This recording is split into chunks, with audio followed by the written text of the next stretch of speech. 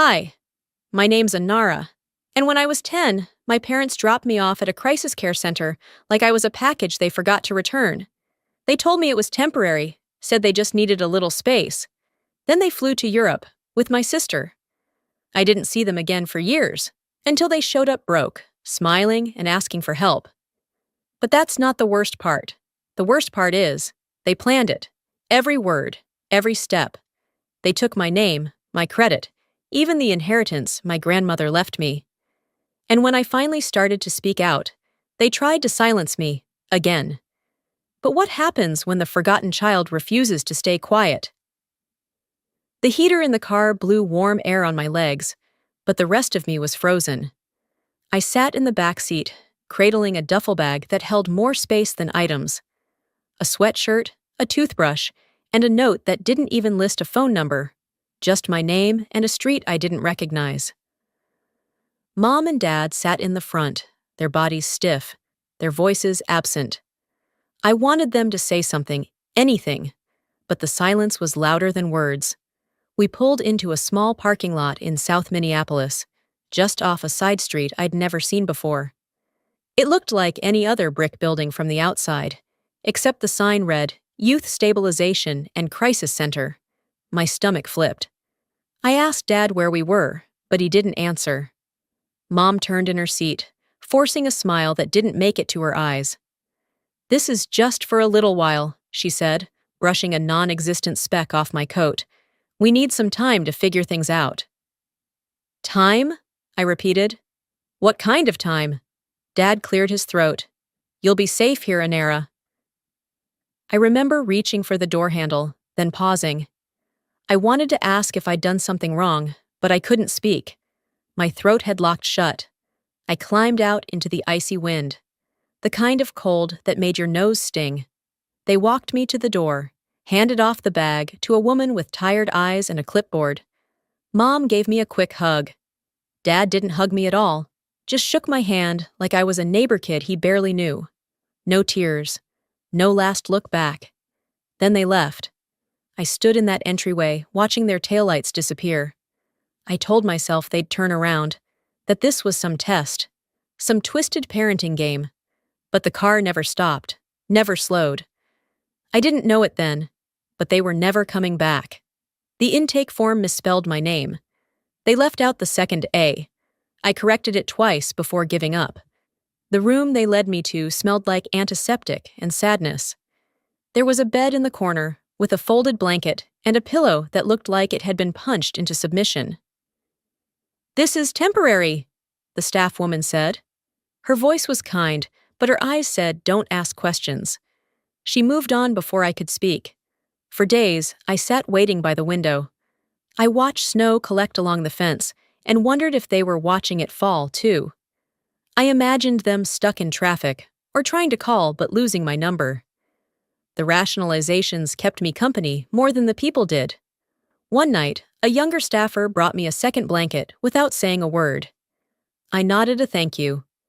She smiled softly before walking away. It was the first moment in that place that felt human. That night, I whispered my name into the dark just to remind myself I existed. 2 years passed. I was 12 when they gave me an iPad, donated by some church youth group. I didn't use it for games. I searched everything I could.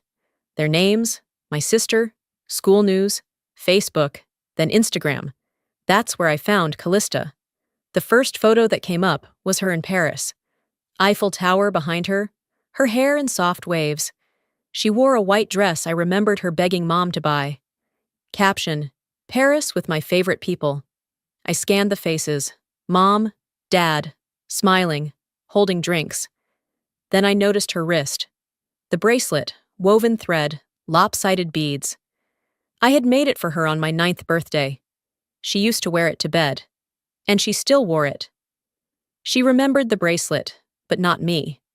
I wasn't tagged. I wasn't mentioned. I had been edited out. She didn't lose me. She deleted me.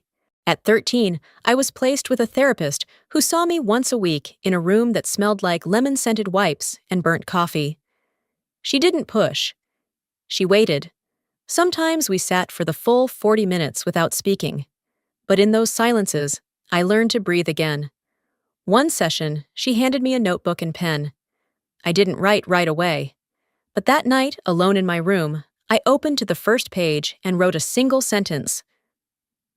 What makes a child worth keeping? I stared at those words for a long time. I didn't answer them. Minnesota nights were brutal. That winter, the snow came earlier than usual. One night, while everyone else slept, I stood by the frosted window, watching flakes fall in slow spirals. The world looked peaceful from inside. But inside me, something had gone quiet. I didn't scream. I didn't cry. I froze. Because somewhere inside me, even at 10, I knew this wasn't temporary. It wasn't a break. It wasn't about time or space. It was about removal. They had erased me to make room for something else. Back then, I didn't have the words. But now, years later, I do. And the next time I saw Callista, she pretended she didn't know me, so I went digging into the past they'd tried to erase. It started with me just trying to blend in. After I aged out of the system, I got into a community college near downtown, and I told myself I could disappear into the crowd. No questions, no history. Just another 18-year-old with a backpack and a blank stare. But no matter how quiet I was, the past kept clearing its throat. Orientation was held in a wide, echoey auditorium that smelled like old varnish and fresh nerves.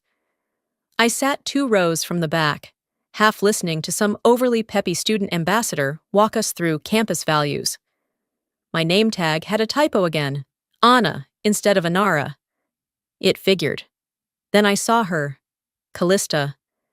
She moved through the crowd like she owned the place, hair curled, posture perfect, that same effortless glow she'd always had in our parents' eyes. My breath caught in my throat. I thought she'd walk right past me, but she didn't. She looked directly at me. Her eyes paused, for maybe half a second. Then she looked through me. No double take, no flicker of recognition. Just a glance, like I was a stranger she passed at a grocery store. And then she kept walking, laughing with a group of students I'd never seen before. I didn't say anything. I couldn't. I just sat there, hands cold, legs stiff, wishing I could sink into the floor. My own sister had turned me into a ghost. A few weeks later, I sat across from the campus therapist in a room that smelled like warm tea and printer ink. I hadn't planned on talking about anything real, but the words came out anyway. I saw her. She saw me. The therapist nodded, waited. She didn't say anything. More silence. She acted like I was no one. The therapist leaned forward slightly. Would you be open to requesting your records from child services? Sometimes, the facts help ground the feelings. I laughed, short and bitter. What if the facts make it worse? She didn't flinch. We can only heal what we're brave enough to read. A week later, I stood under flickering fluorescent lights at the county records office, holding a sealed manila envelope with my name on it, spelled correctly this time. The clerk barely glanced at me, just passed it over and called the next number. In a corner seat, far from the noise, I opened it. Termination of parental rights. Gregory and Vera Whitfield. The words felt like they didn't belong on paper, like they should have only existed as nightmares or rumors, not something so official, so sanctioned. Then I saw the line that cracked something open in me. Voluntary relinquishment for the welfare of the other child. I didn't cry. I didn't scream. I just sat there, staring at the paper. I didn't know whether to laugh or tear it in half. They'd let me go for her, on purpose, quickly, quietly, like I was luggage they left behind to board a better flight. Later that evening, with rain tapping against the library windows, I sat hunched over a study booth. My breath fogged up the surface of my laptop as I scrolled through old photos again, trying to make sense of moments that hadn't made sense back then. Mom telling me not everyone gets to shine. Callista getting 2 birthday cakes, one for the guests, one for photos. Dad insisting I give her the bigger slice because she's got that piano competition coming up. I stared at the sentence on the paper again. Not out of disbelief, out of realization. It wasn't that they were trying to save her from the chaos, they were trying to clear space for her to become something. I wasn't the child in danger, I was the obstacle. The bus ride home was long and quiet, and the windows reflected more of me than the city lights outside. I looked older somehow, even in that dim glass. My eyes sharper, shoulders tenser. I didn't feel like someone healing, I felt like someone waking up. If she could walk past me without blinking, maybe it was time I made it impossible for the world to ignore me. The fallout didn't take long to find me. It showed up in my inbox one Tuesday morning, an email from the university alumni office. I was halfway through reheating leftover pasta when I saw the subject line, Family Matters Series welcomes our most inspiring alumna. I didn't need to open it, but I did. There she was. Callista Whitfield. My sister, now apparently a keynote speaker on resilience, family, and personal growth. The caption below her picture read, Our proudest alumna returns to share how love and loyalty shape us. Her smile was airbrushed, professional. Everything about her screamed curated. And something inside me settled. Not peace, just a kind of finality. Like I'd been waiting for the other shoe to drop, and now it had. I arrived early to the event, mostly to avoid attention. The auditorium had that fresh painted scent that clung to money. Students and faculty filled the seats, sipping free coffee and flipping through branded notebooks. I slid into the second row, hoodie up, silent. Callista walked onto that stage like she'd been born there. She started with a joke, something about struggling through dorm food and long lectures. Laughter rippled across the room. Then she transitioned smoothly into her message. Family isn't always perfect, she said, but when you grow through pain together, you become stronger. I stared. She went on about how her parents had supported her dreams, how she learned empathy through hard seasons, how not every wound needs to leave a scar. She never said my name, not once. Then the moderator asked the question, Did you have siblings growing up? Callista smiled sweetly, didn't miss a beat. I grew up as an only child. The air around me thickened. My fingers clenched into fists beneath the fabric of my coat. They hadn't just removed me from their house, they'd erased me from their narrative. Later that evening, the alumni social was held on a rooftop bar wrapped in string lights and soft music. I stood near the edge, trying not to be seen, when two women approached. You look so familiar, one of them said, squinting. The other chimed in. Weren't you that girl who had that episode back in high school? I blinked. Excuse me? You know, the one whose parents had to make a really hard decision, she continued, lowering her voice. They were saints, honestly. No parent should have to go through that. I didn't reply. Couldn't. The narrative had traveled, warped, and rooted itself in people who didn't even know me. They didn't just forget me. They rewrote me. Back home, I sat on the floor of my bedroom, my back against the dresser, a notebook in my lap. The air was still, like the pause between thunder and rain. They didn't just leave me, I whispered aloud. They edited me out. The words hung heavy, and they were true. I remembered something my old therapist once said. They only win if they get the last word. I wasn't trying to win, but I wasn't going to let them have the only version that existed. So I started to write. Not for revenge, not even for closure. I wrote to reclaim my own name. I was there, I was real, and I remember everything. The following night, I sat at my desk, eyes fixed on my laptop screen. My hands hovered over the mouse. I had edited a short, quiet video. No music, no dramatic flair, just truth. I titled it, The Child Who Wasn't an Only Child. The thumbnail was a photo of me at 10 years old, standing outside the crisis center, clutching a bag bigger than my body. I hit upload. As the progress bar filled, my voice echoed in the opening line. She stood on that stage and said she grew up alone. Let me show you what alone really looked like. The video had been up for less than a week when I got the first voicemail. I didn't recognize the number, but the tone of the woman's voice on the recording sent a chill through me. "Ms. Whitfield, this is Maria from Horizon Credit Services. We've been trying to reach you about several accounts opened under your name that are now in delinquent status. Please call us back at your earliest convenience to resolve this matter." I replayed it twice, then opened the voicemail transcript. My name. My address. Well, my old one, the one from when I was still 10, before they dropped me off like unwanted luggage. At first, I thought it had to be some kind of identity theft. I hadn't applied for any credit cards. I hadn't even had a consistent mailing address until I turned 18. But the documents I pulled up next said otherwise. I stared at the screen in disbelief. The cards were opened when I was 11. 11. They hadn't just left me. They'd taken pieces of me with them. My name, my credit, my future. That evening, I sat on the couch with my laptop balanced on one knee, digging through records and running my own name through public databases. What I found wasn't a criminal mastermind's web of lies. It was worse.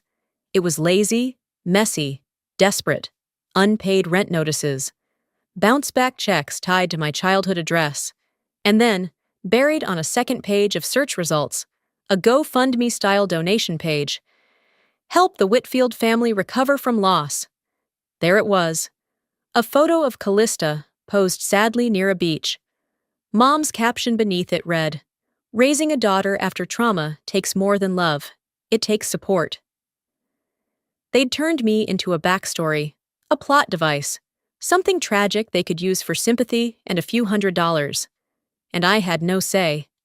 3 days later, I came home to find a cream-colored envelope in my mailbox with European postage and my name misspelled.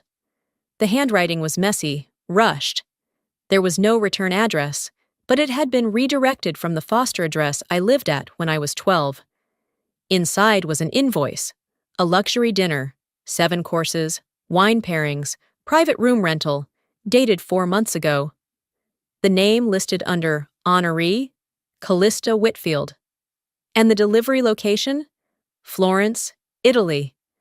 The charge was more than what I had made during my entire first year working 2 part-time jobs at the bookstore and tutoring center. The total at the bottom blurred as I read it again. It had been mistakenly sent to my old crisis care center's forwarding service, which was how it ended up in my hands. They were dining under chandeliers while I was microwaving leftovers and arguing with credit bureaus. Later that week, I met up with Zoe, an old classmate who'd become one of the few people I trusted. We sat in the corner booth of a coffee shop that smelled like burnt espresso and cinnamon. I laid the papers out between us. The credit report, the fundraiser page, the birthday invoice. Zoe leaned over the mess of documents, brow furrowed. "What the hell is this?" "My past," I said, voice flat. She tapped the invoice. "You could destroy them with this." "I don't want destruction," I said, surprising myself. "I want exposure." She looked at me for a long time. "Okay. So what does justice look like for you?" I stared out the window at a couple walking a dog in the rain. For them to not be able to hide behind fake smiles anymore. That night, I started bookmarking every news contact, social blog, and journalist I could find who had covered family issues, abandonment, or financial exploitation. I didn't know what I'd send them yet, but I knew I'd send something. It was just past midnight. The rain hadn't stopped, now tapping like fingertips against my windows. I sat in bed with my old laptop, scrolling through messages on an Instagram account I hadn't touched in years. Most of it was spam or long-forgotten friends trying to reconnect. Then one message stopped me cold. "If you're who I think you are, you deserve to know what else they did." No name, no profile picture, no bio.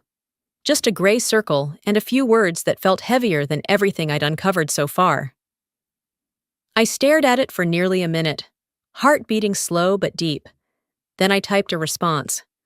"I'm listening." The message sat in my inbox like a grenade. Subject, Reunion Opportunity, Family Matters Network. I opened it, half expecting a scam, But the email was real, polished, eager. They'd seen my video, said it struck a chord with their team, said they believed in healing through storytelling, said the country was ready for a redemption arc. They wanted me, and they wanted them. A televised family reunion. Me, Callista, Vyra, Lenric. All of us in one room, telling our side for the sake of closure. Closure for who? They even called it that in the email. A chance for America to witness closure. I stared at the screen until the letters blurred. Closure isn't a gift you get from the people who tore you apart. It's what you build with your own hands when there's nothing left to salvage. Still, I wrote back. I agreed, but on my terms. That Sunday morning was unusually quiet. Warm breeze slipping through the window, the smell of cinnamon from the bakery down the street. I had just sat down with a cup of coffee when the knock came. Small envelope, no return address. Inside, a letter from a Minneapolis law office. My hands tightened when I saw the name on the header. Estate of Eleanor Whitfield. Grandma. I hadn't spoken about her much. She'd tried to stay in touch after I was placed in crisis care, but the system made that hard. Her last voicemail, left the year she died, still lived in my phone, unheard. The letter explained that a small sum had been left to me. Not much, but enough to know she hadn't forgotten me. Except the money was already gone, cashed and closed out, 5 years earlier. By Vera. Guardian on file, not even forged. Just filed legally under a lie so big the court didn't blink. My coffee went cold while I sat staring at the paper. Not out of surprise, but because rage has a way of freezing everything else inside you. That night, I climbed to the rooftop of my building with a blanket and a folder full of printed lies. The city buzzed beneath me, cars, lights, lives. But up there, it was quiet enough to think. I thought about Grandma, about her soft hands, her big laugh, how she used to say, "Don't let this world harden you, baby." But I wasn't hard, I was precise. And now, if they wanted a spotlight, I'd bring one they couldn't dim. The next morning, I sat at my desk. One screen showed the draft email to the producers. The other showed my folder, now labeled Truth, Not Reconciliation. My message was short. I will participate in your program. I request full editorial rights and the ability to present verified documents without censorship. If that is acceptable, I look forward to working with you. Attached were a scanned copy of the inheritance notice, screenshots from the donation page in my name, a transcript of Callista's speech where she claimed to be an only child. I read it twice before hitting send. Then I sat back, folded my arms, and breathed. 2 weeks later, I stood in a small studio in downtown St. Paul. The lights were too bright, the makeup artist too chipper. Callista was somewhere behind the black curtain. Vera and Lenric had already arrived earlier, shaking hands and nodding for the cameras. The producer, a woman about my age with kind eyes, pulled me aside just before the run-through. "Are you nervous?" she asked gently. I met her eyes.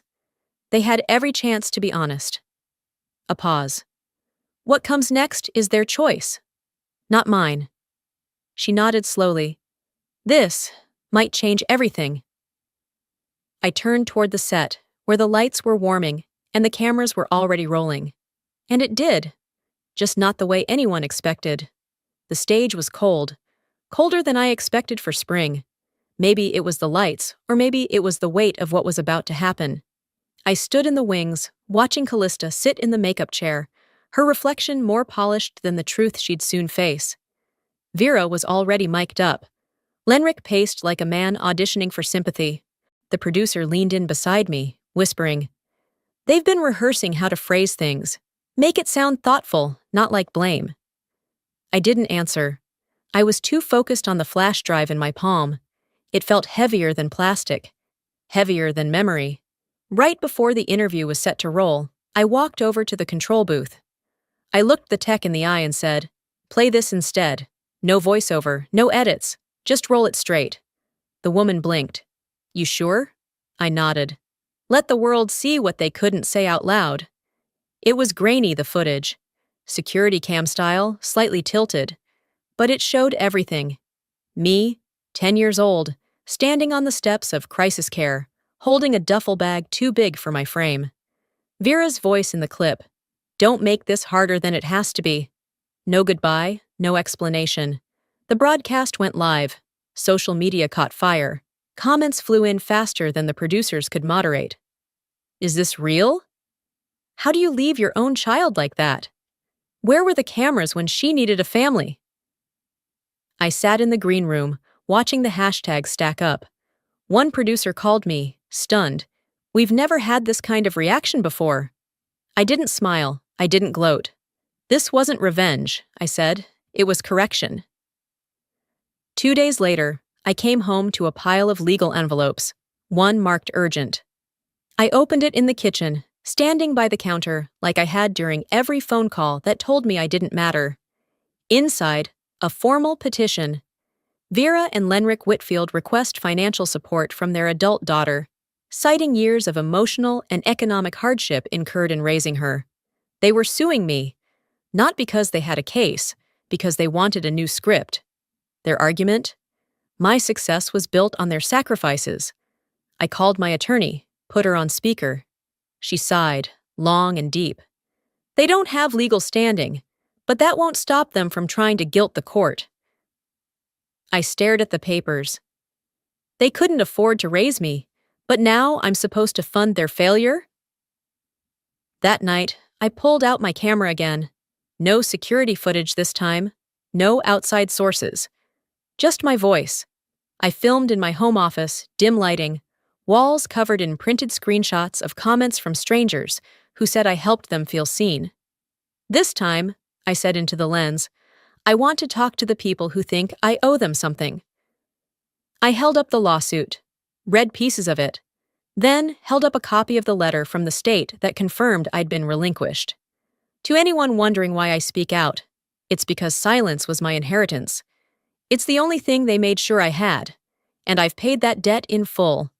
The summons came 3 days after the video dropped. Malis stopped by to check on me and opened the envelope as I made tea.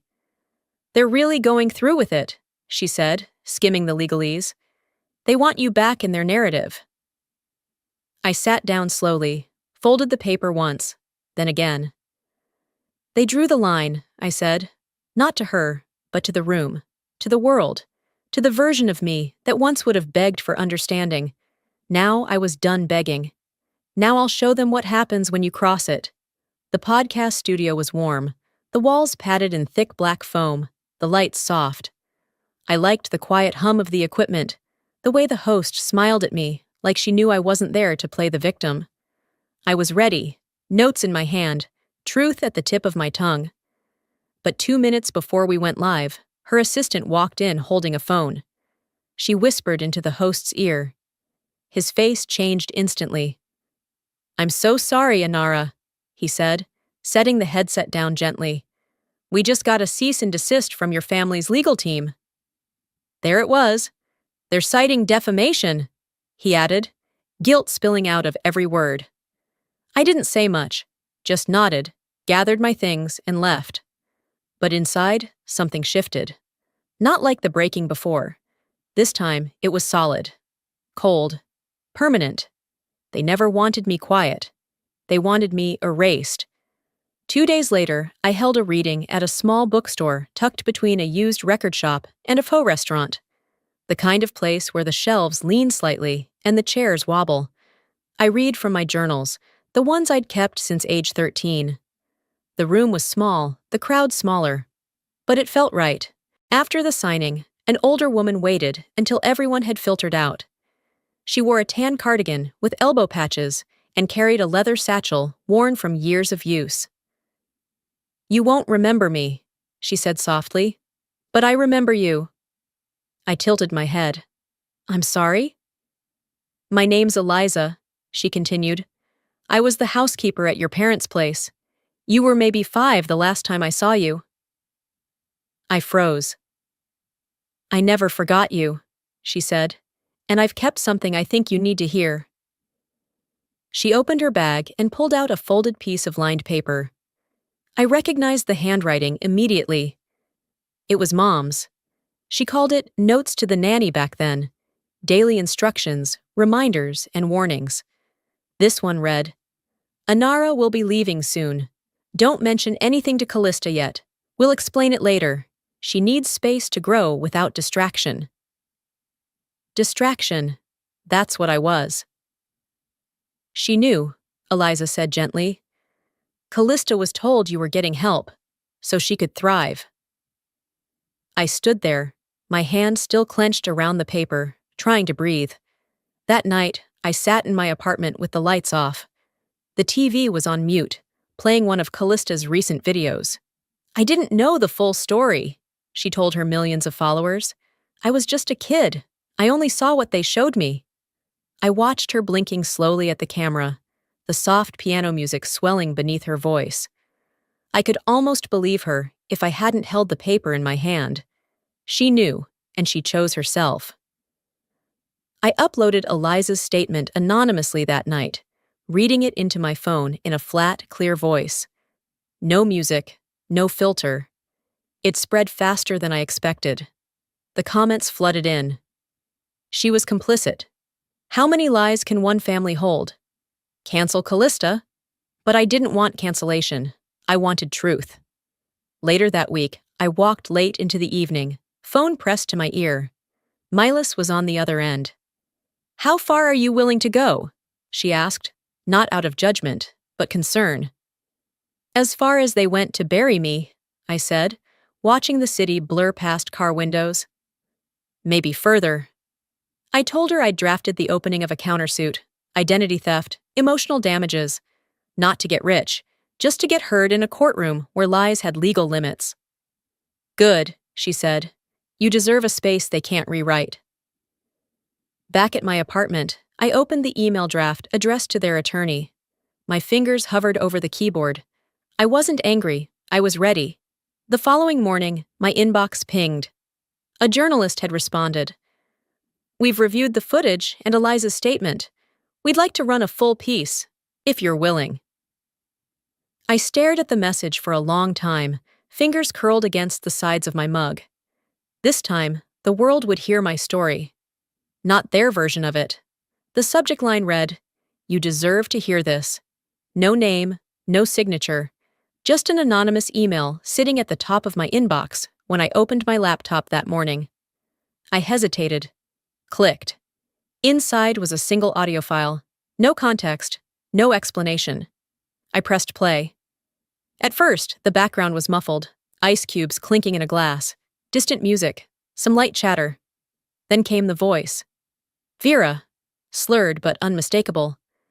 She was too much, always crying, always needing. We had to choose. Callista had potential. That one. She had potential. There was a pause. A long sip. Then, quieter. We did what we had to. I sat there, the glow of the screen washing over my face, my hands unmoving on the trackpad. I listened 3 times. I didn't cry. I didn't blink. My jaw clenched so tightly I felt it in my temples. This wasn't speculation. It wasn't interpretation. It was confession. They hadn't chosen survival. They'd chosen strategy.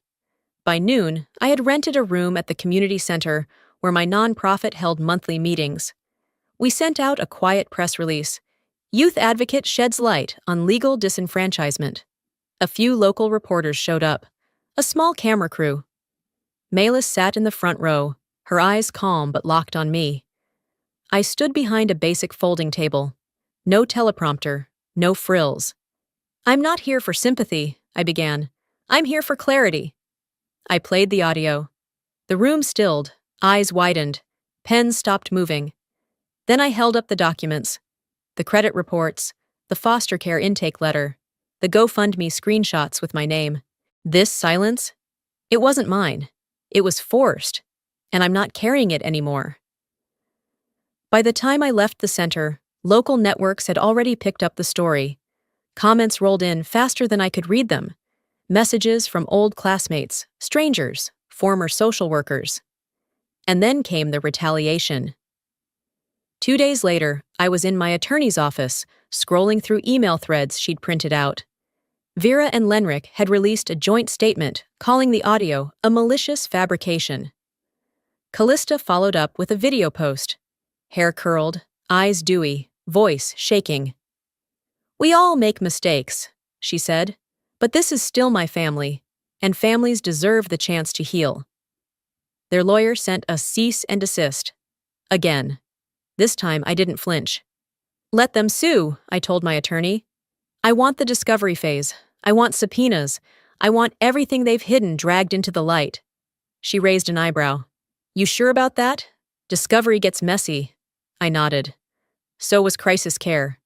The backlash didn't land the way they hoped. News anchors stopped reading their side of the story halfway through. Comment sections lit up with phrases like, "She knew and stayed quiet." Invitations rolled in from foster advocacy groups, youth shelters, even high school classrooms. They didn't want the scandal. They wanted the substance. Emails poured in, people who'd lived their own version of silence. Women abandoned for being inconvenient. Teens sent away for being reminders of past shame. Every message told me the same thing. You made me feel seen. And for the first time, I wasn't reacting. I was being received. That evening, I stepped onto the rooftop of the community center. The sun was setting behind the skyline, casting a soft glow over the city. I leaned against the railing, a folded photograph in my hand. Milese joined me quietly. She didn't speak right away. When she did, her voice was barely above a whisper. "Do you feel better?" I shook my head. Not better, but freer. I took the photo, me, age 10, outside the crisis care entrance, and placed it gently on the ledge. "They called me a burden," I said, not to her, but to the sky. I became the voice they couldn't silence. I built something real after all this, and I made sure they could never take it away. In the weeks after the press conference, the world felt quieter. Not in a bad way, just settled. The emails kept coming, people from small towns, big cities, shelters, and rehab programs. Their stories weren't mine, but the ache in them was familiar. I read everyone. The donations to my nonprofit tripled. Even a few teachers who once avoided me in the hallways sent public apologies. One called me a lesson in everything we failed to see.